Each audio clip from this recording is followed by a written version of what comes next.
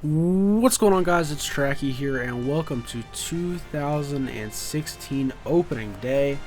Today we got a good one: Chicago White Sox versus the Texas Rangers in Globe Life Park in Arlington, Texas. So, obviously, today being the first game, today both teams are 0-0. Looking at some of the Rangers' big arms last year. Michael Pineda had 18 wins, was in contention for the Cy Young last year. The newly acquired Corey Kluber in the offseason, he had 15. Gio Gonzalez, who came over last year with 14, and Alex Wood with 10, along with some others there. So today, Corey Kluber will be getting the start. It's kind of tough to decide Gio or Kluber, but we're going to go ahead and go with Corey Kluber as the number one. And the White Sox, even after redrafting the team last year, do have Chris Sale back, so that is their guy. So 2016 opening day. This Rangers team hasn't actually changed too much compared to last year. A couple of minor moves. Draw Dyson moving to the bench, and Philip Cobb moving from third to second, and Rendon moving back to his best position, third base. So I think it's going to be an interesting game for these guys to start off here. So I'm going to go ahead and look at the Chicago White Sox lineup. Today they have Angel Pagan leading off at center field, Danny Santana, Pablo Sandoval, the youngin' Bryce Harper in right field, John Jaso, Stephen Vogt, Brandon Phillips, Curtis Granderson, and Mark Reynolds. So definitely not a bad lineup at all.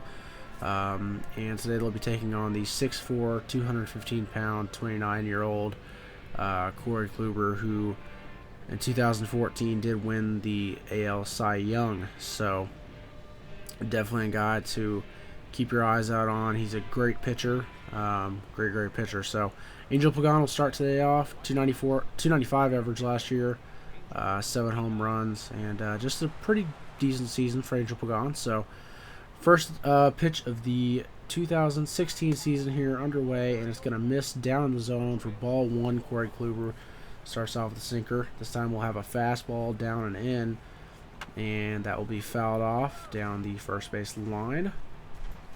1-1 count. We'll see what Kluber does.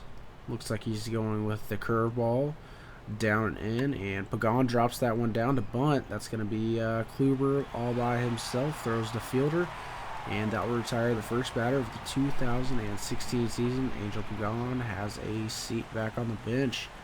So now 1-2 count. Kluber definitely working his magic today. 2 outs here. Well, I mean, I guess not really working his magic, but gets Danny Santana there. Now Pablo Sandoval flies out to the left fielder, Diane Viciedo. So Kluber, good first inning. Hopefully he can continue to do that throughout the whole game. He's up nothing, so that's one perfect inning in the books. And hopefully we can get 8 more strong after that. So checking out the Rangers lineup today.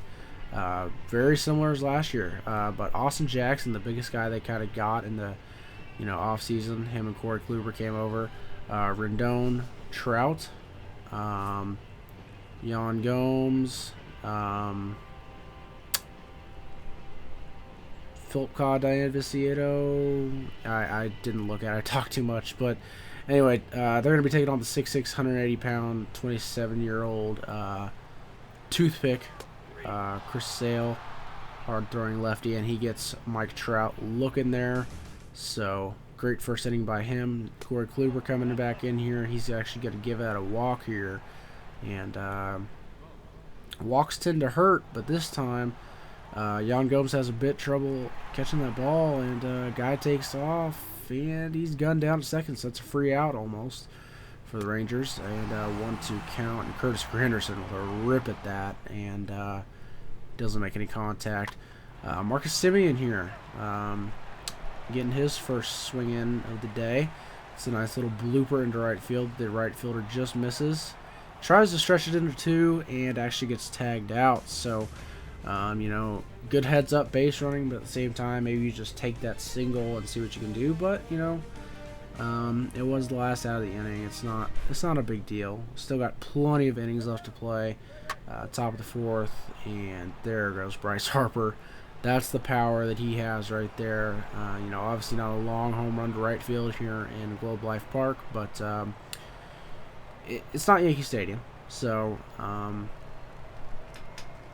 Bryce Harper takes that one to right field, and just it was gone. You knew it was gone off the bat. So White Sox jump ahead with a 1-0 lead off from the solo shot. Bryce Harper comes up big for his team, and yeah, so good job, Harper. And that'll bring up Stephen Vogt, and he'll actually go down swinging with a runner on second. So fills the RBI to opportunity. White Sox did pick up another run. The recording glitched out when they got it, so I couldn't show it. But it's now 7-2. 2-0, and Marcus Semien, the only guy that's had anything to do with this offense today, rips this one into right field. Well, actually, I don't know what he did. He just hits it in the opposite field, and where it landed was perfect. Allows him to get on third. So that'll bring Austin Jackson up, the guy we acquired in the offseason, and this one easily gets into the gap, rolls to the wall. I mean, maybe, you know, if you have a better left fielder out there than Curtis Granderson, you know, maybe he stops that, but that'll score Semien, and Austin Jackson will have an RBI double. So now Mike Trout, the man last year who should have won MVP but was beaten out by Yasiel Puig, will be up to bat, and for the, I believe, third time today, he struggles at the plate. So Trout's still looking for his first hit. And Corey Kluber here, well, Danny Santana just gets a hold of that one barely. Austin Jackson not able to go over the wall and grab it. But Austin Jackson up here again in the bottom of the 8th, 2 outs, a nice little swing, puts this one into left field, and he'll be on with a single. Didn't try to go into a double. This game's still close, although it is 3-1. That's a close baseball game. And here, a misplayed ball by the second baseman allows Rendon to get on, and Austin Jackson to come home from second. So great job there by Austin Jackson on some heads-up base running, you know, because now that makes the game 3-2 through 8.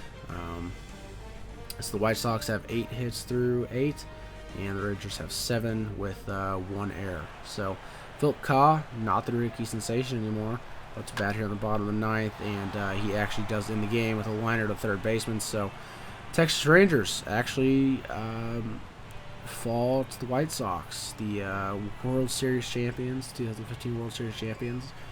Start this season off with a loss, and you know, it's not a big deal. We still have 161 more games to go, so the White Sox always good to start off with a win though for the first game of the season, so it's good for them.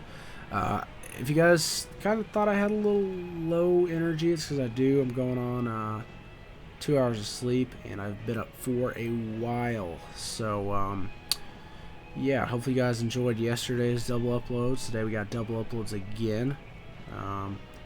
So, yeah. Tomorrow we will have double uploads as well. So, yeah. Whole weekend, pretty much, except for Sunday. So, Corey Kluber, 0-1, 8 innings pitched, 2 earned, 6 strikeouts. Not a bad start. Just would have loved if he could have got some run support, but it's all right. Low-scoring game.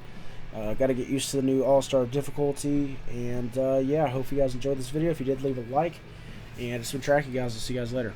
Peace.